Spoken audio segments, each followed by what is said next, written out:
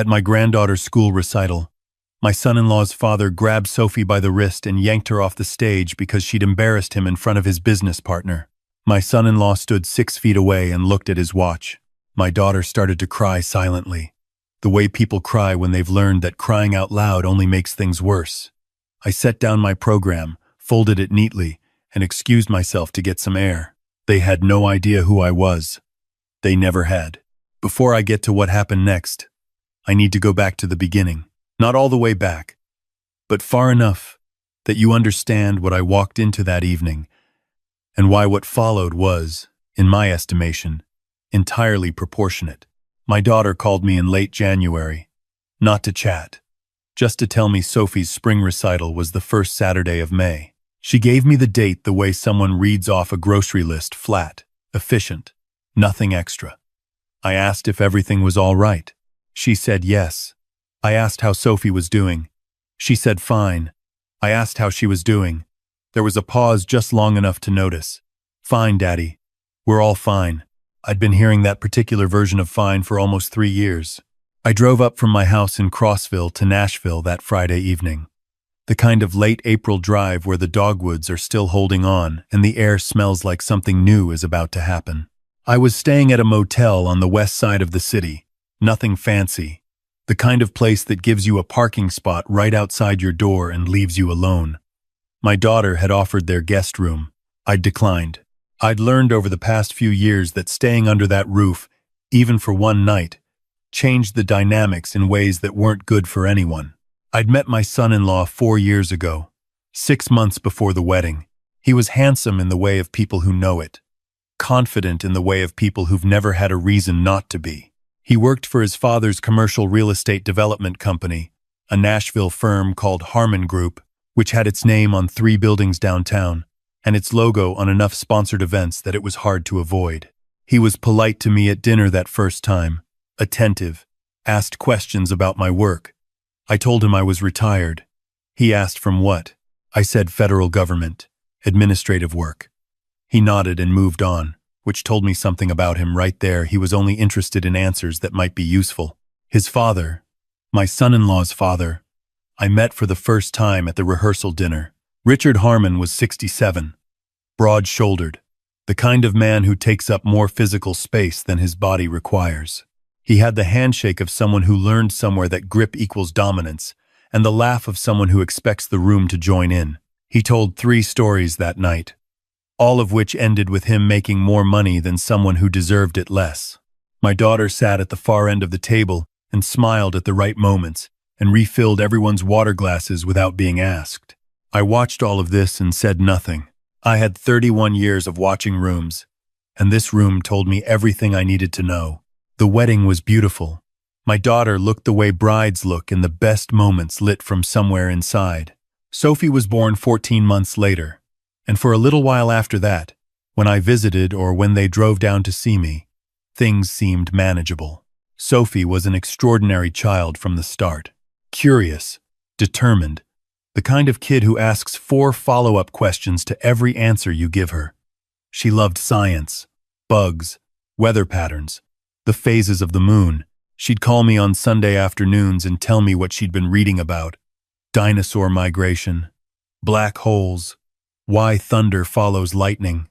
I'd listen for as long as she wanted to talk. Over those 3 years, though, I watched my daughter change in increments small enough that maybe only a father would notice. She stopped calling for no reason. When she did call, she was always somewhere particular. The grocery store, Sophie's school pickup line, somewhere she could legitimately cut it short. The easy laugh I remembered from when she was young, the one that came out of nowhere and didn't care who heard it. That laugh went quiet. When I visited, she apologized constantly. For the house, for the meal, for Sophie being too loud, for things that didn't require apology from anyone. My son-in-law's father had a way of entering every room and rearranging it. Not physically, just atmospherically. When Richard Harmon sat down at a table, decisions about where to eat and what to order and when to leave somehow became his. My son-in-law deferred to him completely, not out of love but out of habit, the way people defer to weather. And my daughter had learned to defer to my son-in-law, which meant that somewhere in the chain, She had stopped existing as someone with preferences. I watched all of this. I said very little. I had reasons for that, which I'll get to. The Saturday of the recital arrived gray and warm, the kind of spring day that can't decide what it wants. Sophie's school, a small private academy in Belle Meade, had set up a combined science fair and performance evening in their gymnasium. Children had built displays along the perimeter of the room: volcanoes, solar systems, water filtration models, and in the center, a small stage had been assembled for musical performances and the school's fifth-grade presentation on environmental science. Sophie's display was in the back corner.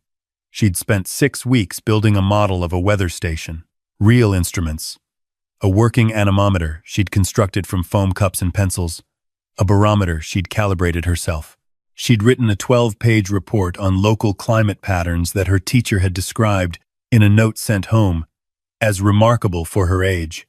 I arrived early and found her immediately, standing at her display table in a blue dress, explaining something to another child with her hands moving the way mine move when I'm engaged in something I care about.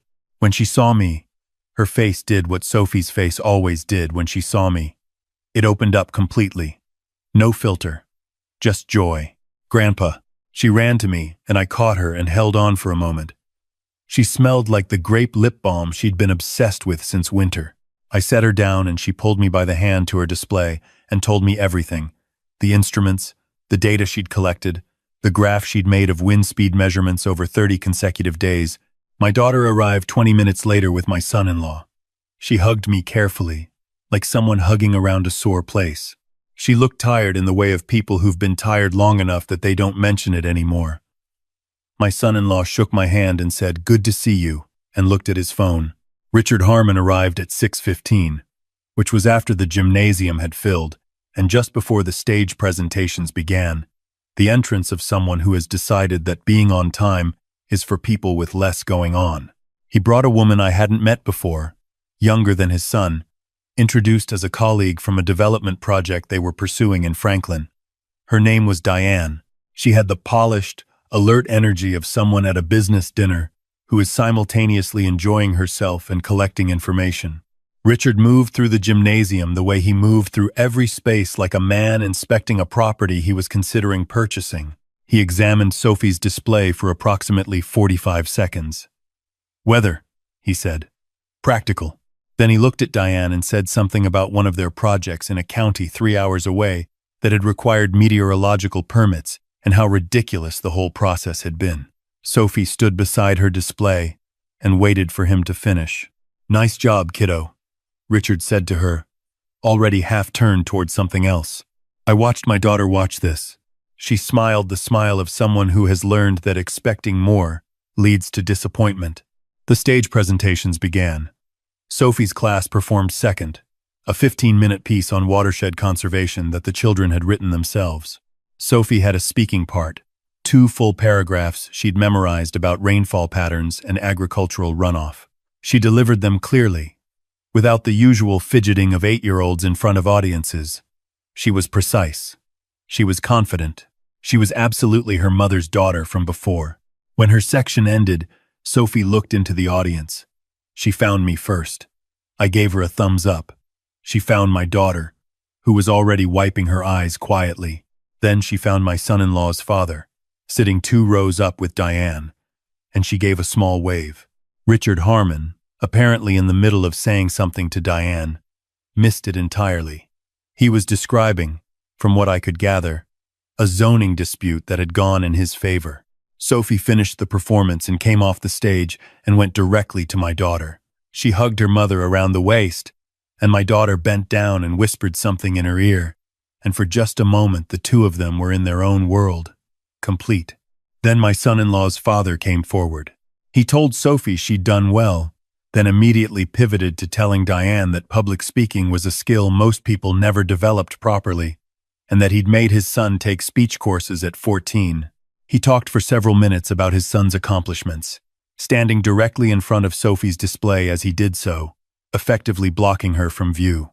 Sophie stood to the side, holding her program with both hands, listening politely. Diane, to her credit, eventually said something about Sophie's weather station, how detailed it was, How impressive for a child her age. Sophie's face lit up. She started explaining the anemometer construction, how she'd had to recalibrate it twice because the first measurements were skewed by the position of the school building's corner and the way it channeled wind. Richard Harmon's expression shifted in a way I recognized immediately. Not anger yet, just the early movement toward it. The slight tightening around the eyes of someone who is used to being the most interesting thing in any room and has just noticed that something else has captured an audience he considered his. "That's enough on the wind thing," he said. His voice was easy, almost amused. "I think Diane gets the idea." Sophie glanced at my daughter, then back at Richard. "But I haven't explained the barometer yet. It took me 3. Richard Harmon put his hand on Sophie's shoulder. He squeezed once, a silencing gesture. "Sophie, enough. You're monopolizing the conversation. What's the first rule your father's been teaching you?" Sophie said nothing. She looked at the floor. "What's the rule?" "That I should listen more than I talk," Sophie said, very quietly. "That's right." He patted her shoulder once, removed his hand. "Now let the adults visit." I was watching my daughter during this. She had gone very still. The stillness of someone who has learned that any movement in the wrong direction makes things worse. My son-in-law was looking at his phone. Sophie moved to stand beside me. I put my arm around her shoulders. She leaned into me without saying anything, which was very unlike her. The evening continued.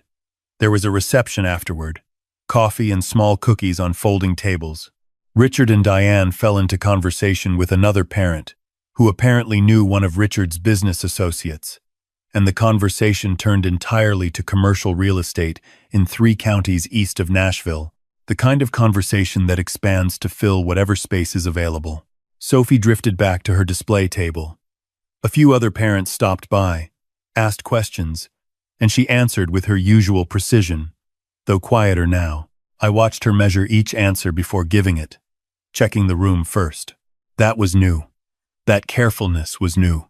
Around 7:30, Sophie's teacher came by and told her the displays would be photographed for the school newsletter, and asked if Sophie could stand beside her weather station for a photo. Sophie agreed, her brightness returning somewhat, and she repositioned her instruments and straightened her display cards with the seriousness of a scientist reviewing equipment before a test. Diane came over to watch, genuinely interested, asking Sophie a question about the barometric readings, and Sophie was in the middle of a very good explanation, the kind of spontaneous, unguarded explanation she gave to me on Sunday phone calls when Richard Harmon appeared at her shoulder. He said something to Diane about the car, that they needed to head out shortly. He had an early morning. And then he looked at Sophie and said, "Time to wrap it up." But Grandpa Harmon, the photographer, hasn't come yet, and he reached out and gripped her wrist and pulled her, not violently but firmly, the way someone moves an obstacle. "Come on, we're not waiting for pictures," he said. "Some of us have real work tomorrow." Sophie stumbled forward a step. Her display card fell. The foam cup anemometer tilted, and one of the cups cracked against the edge of the table. Sophie looked at it. Her eyes went bright with tears she was too proud to release in public.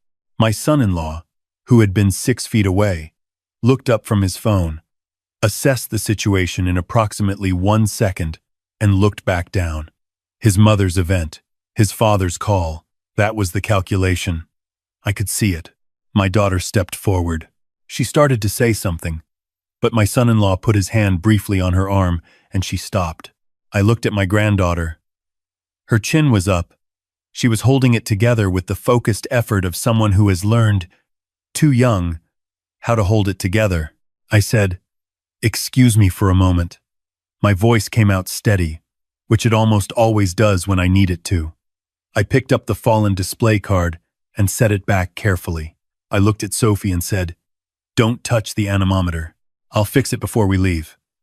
Then, I walked toward the exit. Outside, the parking lot was half empty, the spring evening gone properly dark. I stood in the far corner near my car and took my phone out of my jacket pocket.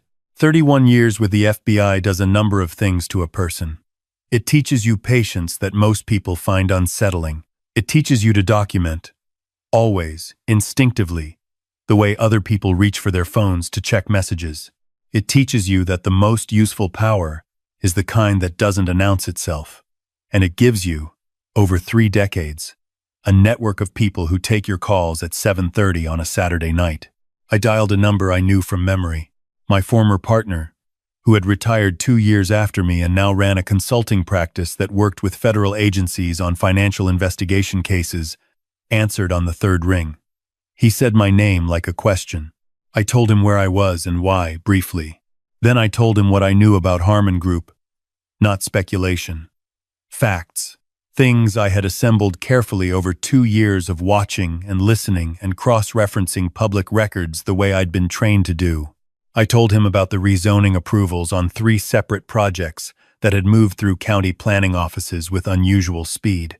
I told him about a subcontracting arrangement that appeared in public documents, but whose payment records, when I'd requested them through a public records filing, showed figures that didn't line up. I told him about a conversation I'd overheard between Richard Harmon and my son-in-law 18 months ago at Thanksgiving, parts of which I'd written down afterward from memory because that was habit. Because 31 years doesn't just stop. My former partner was quiet while I spoke. When I finished, he said, "You've been sitting on this." "I was waiting," I said. "There's a difference." He said he'd make some calls. I went back inside. Sophie was standing at her display table with her teacher, who had found the photographer after all. When Sophie saw me coming, she watched my face. I gave her a small nod. She seemed to read something in it, though I couldn't have said exactly what. I repaired the anemometer with a piece of tape from the supply table near the coffee station. Sophie posed for her photo. She stood straight, one hand resting on her barometer, the other at her side, and she looked directly into the camera with the composure of someone twice her age. Richard Harmon and Diane left without ceremony. On the drive home that night, I thought about the question I'd been asking myself for 2 years. My daughter didn't know what I'd done before retirement. Not specifically. She knew I'd worked for the federal government. She knew it had involved law enforcement in some capacity. She knew it was something I didn't discuss in detail. Partly because I'd signed things, partly because it was simply a habit of mind I'd never fully shed, and partly because I'd chosen, after 31 years of being Special Agent Frank Calloway, to spend my remaining years being her father. Just her father. Not an asset, not a resource, not a former badge carried around to impress or intimidate. I'd watched Richard Harmon dismiss me at the wedding rehearsal dinner, at every Thanksgiving, at every interaction across 4 years, because I was a retired federal employee living in a small house in Crossville who drove a 12-year-old truck and didn't play golf. I'd let him. I'd watched him absorb my daughter into his orbit and teach my son-in-law to do the same. And I'd watched my granddaughter learn to make herself smaller in rooms where Richard Harmon was present. I'd waited. I'd documented. I'd thought about proportionate response, the way I'd been trained to think about it. That Saturday in May, watching Sophie hold her chin up while a man who should have celebrated her instead dragged her by the wrist away from the best thing she'd built all year, I decided I had waited long enough. 3 days later, my former partner called back. "There's interest," he said. "More than casual. The rezoning pattern you described matches a methodology that's come up in 2 other jurisdictions in the last 4 years. They've been building towards something. What you have may be the connective tissue." He put me in contact with a special agent in the Nashville field office. A woman, thorough, about 40, who came to Crossville the following Thursday and sat at my kitchen table for 2.5 hours. I gave her everything I had. Documents, dates, the conversation I'd transcribed from memory, public records, and what they suggested when read alongside each other. She listened the way good investigators listen, mostly quiet, occasionally redirecting, never suggesting what answer she was hoping for. Before she left, she looked around my kitchen.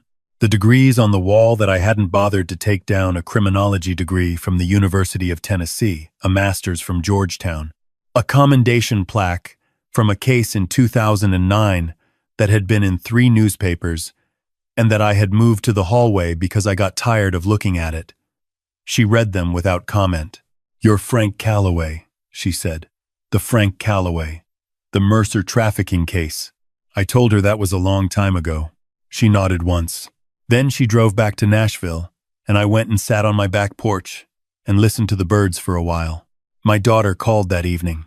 She sounded smaller than usual, which was hard to calibrate because small had become her baseline. I asked if she was all right. She said, of course. I said her name. Not anything else. Just her name. The way I'd said it when she was young, and I could tell something was wrong before she could figure out how to say it herself. She was quiet for almost a full minute. He told me I embarrassed him, she said finally. At the recital. Because I almost said something when his father grabbed Sophie. He said, I have no sense of appropriate timing, that I always want to make things bigger than they need to be. I listened, she said. Maybe he's right. I said, he's not right. She said, Daddy, you don't know everything that. I said, I know you. I know who you were before, and I know what I'm watching now, and they are not the same. She didn't say anything. I said, you don't have to do anything right now. I just need you to know that when you're ready to move, I am standing right here. She said, okay. She said she had to go start dinner. She said she loved me. 6 weeks later, the Nashville field office executed search warrants on the offices of Harmon Group. The affidavit, which I only learned about through my former partner, who had been looped in as a consulting resource, laid out a pattern of bribery involving 3 county planning officials across 2 development projects totaling roughly $14 million. There were also questions about subcontracting funds that appeared to have been diverted, the precise irregularity I'd identified from the public records. I was at home when it happened. I watched the evening news and saw the exterior shot of the Harmon Group offices and the brief segment that followed. Richard Harmon had declined to comment. His attorney had issued a statement about cooperating fully with any inquiry, which is the statement attorneys issue when they haven't yet had time to decide what they actually want to say. My daughter called me 20 minutes later. Her voice was different. Still careful, still quiet, but something had shifted underneath it. The way the ground shifts after rain. She said, Dad, they're saying it's been going on for years. She said, Marcus, as she stopped. She started again. Marcus is on the phone with a lawyer right now and he's... She stopped again. I said I heard. She said, did you? Her voice did something complicated. She said, did you know about this? Did you do something?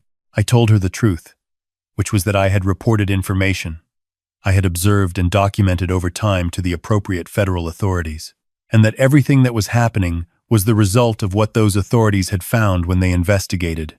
She said, you reported them to the FBI. I said, yes. She said, how did you know who to call? How did you know? I said, sweetheart, I was with the FBI for 31 years. The silence was long, not uncomfortable, just long. She said, you worked for the FBI. I said, I was a special agent. I retired in 2019. I moved to Crossville and took up birdwatching, and I didn't tell you because I wanted to be your father, not your asset, not a tool, not the man with connections, just your father. Another long silence.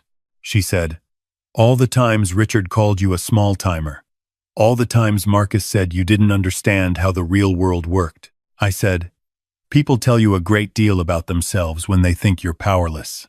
She started crying, not the silent kind she'd been doing for years, the real kind, the kind that means something, has finally cracked open that needed to. She said, I need to leave him. I've needed to leave him for a long time and I didn't know how to start. I said, I'll be in Nashville tomorrow morning. She said, okay. I was there by 9. She met me at the door. Sophie was at school. The house was very quiet in the way that houses are quiet when something significant is ending. She took me through 3 years in 2 hours. Not the summary version she'd been giving me, but the full version, the one she'd been storing. The systematic undermining, the way my son-in-law had learned from his father to dismiss her contributions and then credit himself with the results. The way she'd learned to apologize preemptively. The way she'd begun to hear Richard Harmon's voice in her own head every time she was about to say or do something that came naturally to her. The way Sophie had started, just in the past year, to silence herself in certain rooms. I listened. I did not rush her, or redirect her, or offer solutions until she was finished. When she was finished, I told her I had a contact at a family law firm in Nashville that I had used before on a case, years ago. A woman who was thorough and precise and could move quickly when the situation called for it. I told her she would need to move before my son-in-law or his father could gather their resources, and that speed was going to matter. I told her that Richard Harmon's legal situation was going to occupy significant bandwidth for everyone involved in that family for the foreseeable future, which would limit their capacity to complicate her case. My daughter looked at me for a long moment. She said, "You've been thinking about this." I said I'd been thinking about this for 2 years. She said, "Why did you wait?" I said, "Because you weren't ready." I was, but you weren't. And this had to be your decision, not mine. Her eyes filled again. She shook her head slowly. She picked up the phone. The attorney filed for divorce the following week and petitioned for a temporary protective order based on a pattern of coercive control, supported by a detailed account my daughter had provided, and several pieces of documentation I had helped her identify and preserve over the preceding 2 years. Financial records, text messages, a log I'd encouraged her to keep quietly, which she had, for 14 months, without ever telling anyone she was doing it. My son-in-law's attorney attempted to characterize my daughter as unstable, citing her anxiety and weight loss as evidence of unfitness. My daughter's attorney countered with a behavioral health consultant who testified about the documented physiological effects of long-term coercive control. The narrative collapsed quickly. Richard Harmon, managing his own mounting legal difficulties, was in no position to provide the kind of financial and legal backstop my son-in-law had always relied on. The indictment came down in August. 2 counts of bribery of a public official, 1 count of wire fraud. The evidence was substantial. A pattern across multiple projects, multiple officials, meticulously documented. His attorney negotiated, but there wasn't much room to negotiate toward. The planning officials implicated cooperated with prosecutors. Harmon Group's assets were frozen during the investigation. The downtown buildings with the corporate name on them remained, but the name meant something different now. My son-in-law, in the chaos of his father's legal situation and his own dissolving marriage, made a series of decisions that his attorney later described, I was told, as suboptimal. He attempted to transfer certain marital assets without disclosure. My daughter's attorney discovered this through standard financial investigation and brought it before the court. The judge's response was not favorable to my son-in-law. The divorce was finalized in early October. My daughter and Sophie moved into a small rental house in East Nashville, in a neighborhood with a good elementary school and a coffee shop she could walk to, and a backyard where Sophie immediately began planning a garden. The settlement was fair, more than fair, once the hidden asset transfer had been accounted for. On the day they moved in, I drove up from Crossville with a truck bed full of things I'd been quietly accumulating. A good kitchen table, bookshelves, a telescope for Sophie's bedroom window better than the one at my house, with a proper mount and a star map application that could tell her exactly what she was looking at in real time. Sophie stood in the middle of her new bedroom and spun in a slow circle, taking inventory. She said, "Can I put my weather station by the window?" I said there was no better place for it. She helped me carry the shelves in. That evening, the 3 of us sat on the back porch as the light went out of the sky, eating pizza from a box because no one had thought to unpack the kitchen properly yet, and it didn't matter at all. Sophie had her star map application open on my daughter's phone and was identifying constellations with the focused authority of someone who has been studying this for some time. "Grandpa," she said, "did you know the light from some stars takes so long to reach us that the star might not even exist anymore by the time we see it?" I said I did know that. She said, "That's weird and amazing at the same time." I said most true things are. My daughter leaned her head back and looked up at the sky and breathed in a way I hadn't heard her breathe in years, easy, open, like someone who has just put down something very heavy. "Dad," she said. I looked at her.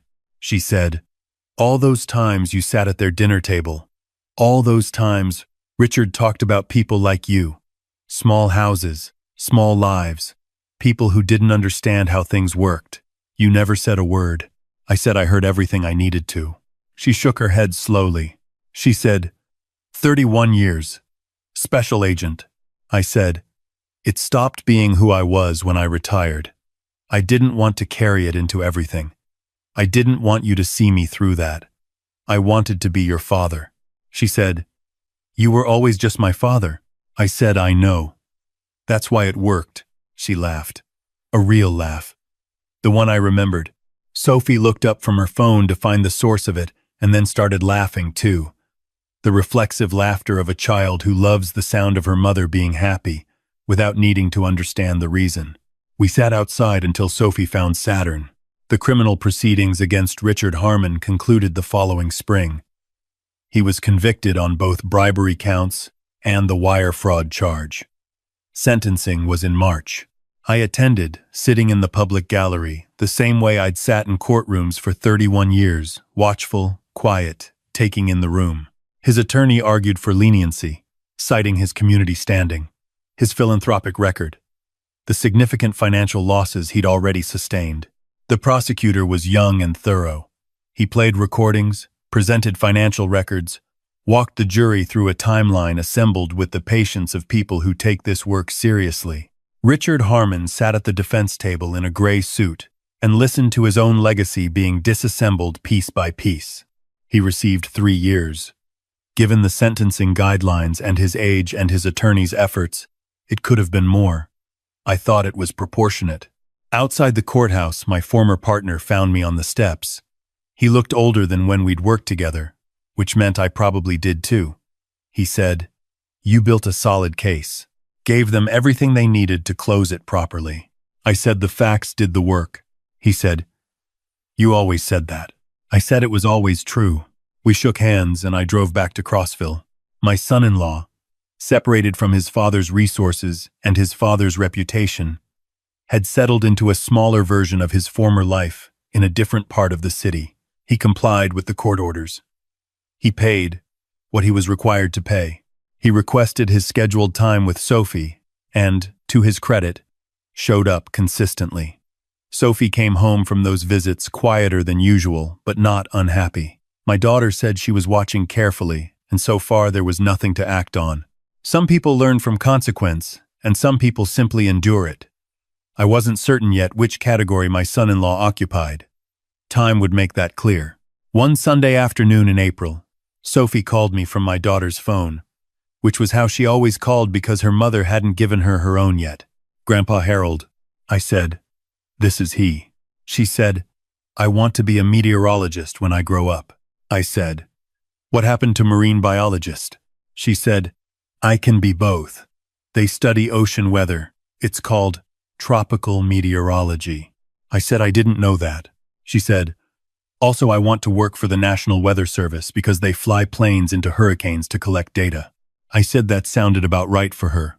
She was quiet for a moment, the way she got when she was moving towards something. She said, "Grandpa, Mom told me you used to catch bad guys." I said I did, for a long time. She said, "Is that how you helped us?"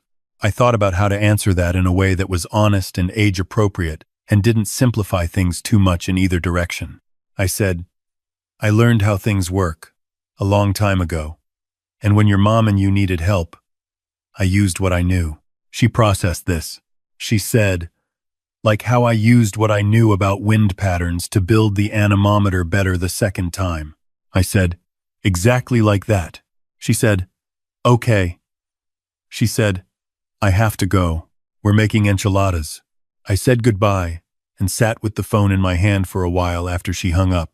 I thought about 31 years of work that had taken me into rooms most people never see, had asked me to understand motivations most people don't want to consider, had required me to sit patiently in positions of apparent powerlessness and wait for the moment when action was possible and proportionate and right.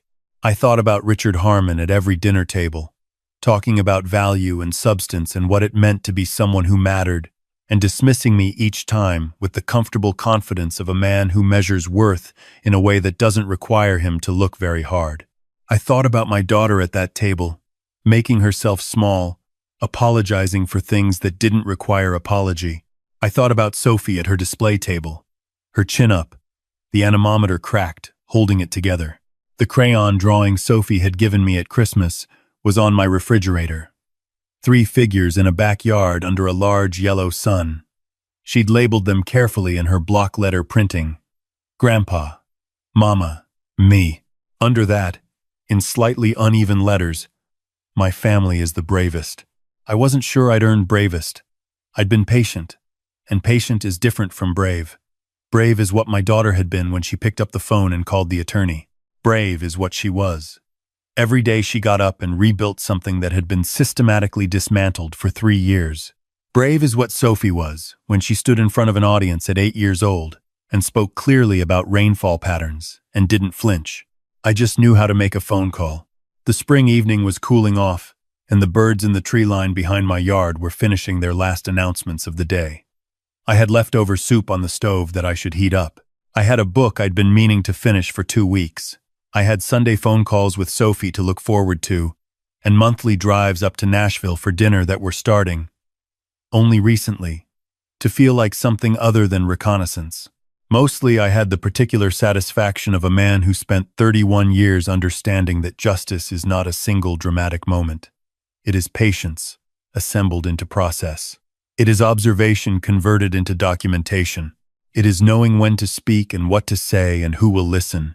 And it is understanding that the quiet grandfather in the small house with the 12-year-old truck is almost never who the room thinks he is. Richard Harmon was right about one thing. In the end, it pays to know how the real world works.